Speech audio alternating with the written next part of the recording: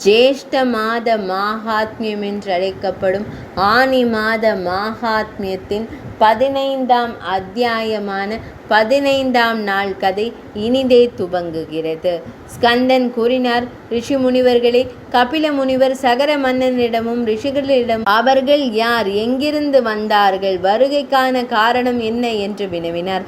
அதற்கு அவர்கள், இறைவா, நற்குணம் மிக்க இந்த சகர மன்னன் துக்கத்தாலும் துயரத்தாலும் மூழ்கி உங்கள் முன் வீழ்ந்துள்ளார். அனைத்தையும் அறிந்த தாமே இந்த மன்னனின் துயரத்திற்கான காரணத்தை கேட்டருளும். இறைவா, இந்த சகர மன்னன் 1000 புதல்வர்களுடன் அஸ்வமேத யாகத்தை தொடங்கி போரில் தேவேந்திரனையும் கொன்றார். யாகம் தொடங்கிய போது குதிரையும் அவரது 1000 புதல்வர்களும் ஒரு பெரிய படையும் அங்கும் இங்கும் அலைந்து திரிவது காணப்பட்டது. திடீரென்று குதிரை மறைந்து விட்டது. குதிரை மறைந்த பின்னர் வீரர்கள் அதை 3 உலகங்களிலும் வீரோனியில் வரை தேடி பூமிக்கு அனைத்து பகுதிகளுக்கும் கட்டினர். அதன் பின்னர் சகரனின் மைந்தன் அங்கு ஒன்று கூடுவதாக காட்டிற்கு சென்றான். மகா முனிவரே, இதற்கு மேல் எங்களுக்கு கதையானது தெரியாது.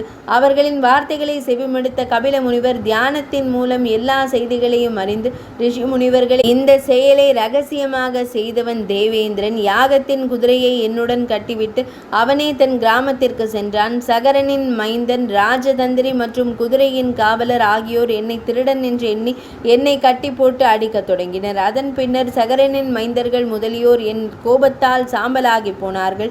அவர்களை அறிந்திருந்தால் நான் அவர்களை சாம்பலாக்கவில்லை என்றார். இவ்வாறு கூறிய முனிவர்களில் சிறந்தவரான கபிலமா முனிவர் தனது ஆழ்ந்த துக்கத்தையும் புலம்பலையும் வெளிப்படுத்தி தன் கரங்களால் சகர மன்னனை தூக்கி தன் கரங்களால் அவர் முகத்தை துடைத்து இனிமையாக பேசினார். அவர் கூறினார், அரசே, அரசர்களிலேயே சிறந்தவரே, தங்கள் ராஜ்யத்திற்கு செல்லாதீர்கள். என் வரத்தால் உங்கள் யாகம் நிறைவேறிவிட்டது. என் வலிமையால் நீங்கள் நிச்சயமாக மகேந்திரன் நிலையை அடைவீர்கள். தேவேந்திரன் தன் தீய எண்ணங்களால் அகல்யையின் கதியை குறித்து கவலைப்படுவான். இவ்வாறு சகர மன்னனுக்கு வரத்தையும் தேவேந்திரனுக்கு சாபத்தையும் அளித்த பின் அவர் சகர மன்னரிடம், மன்னா, உங்களுக்கு பிரியமான ஒரு மகன் பிறப்பான். அவனிடமிருந்து சத்யா என்ற ஒரு சிறந்த மகள் பிறப்பாள்.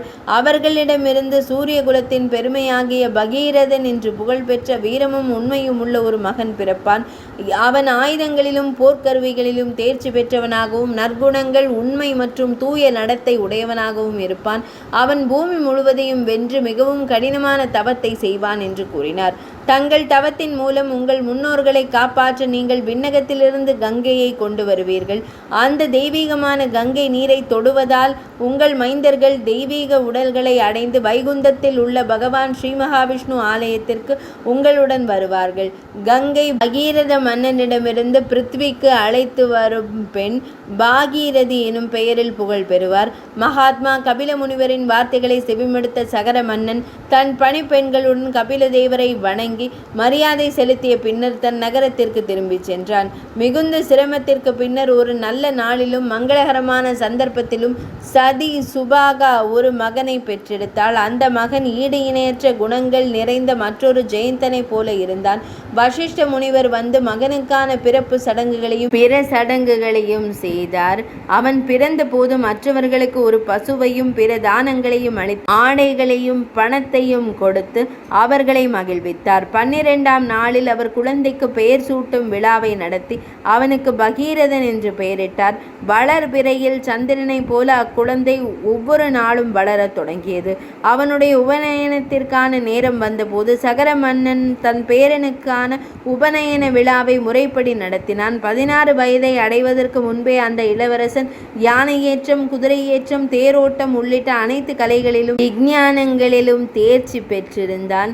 ஒரு ராஜ்யத்தின் சுமையை தாங்கக்கூடிய மகத்தான மற்றும் ஒளிமயமான ஒருவன் அவன் என்பதனை அறிந்த மன்னன் தன் அமைச்சர்களுடன் கலந்தாலோசித்த பின்னர் இந்த முழு உலகையும் தன் மகனைப் போல பராமரிக்க தொடங்கினான். ஜேஷ்ட மாதம் என்று அழைக்கப்படும் ஆனி மாத மாஹாத்மியத்தின் 15ஆம் அத்தியாயமான 15ஆம் நாள் கதை இனிதே நிறைவடைந்தது.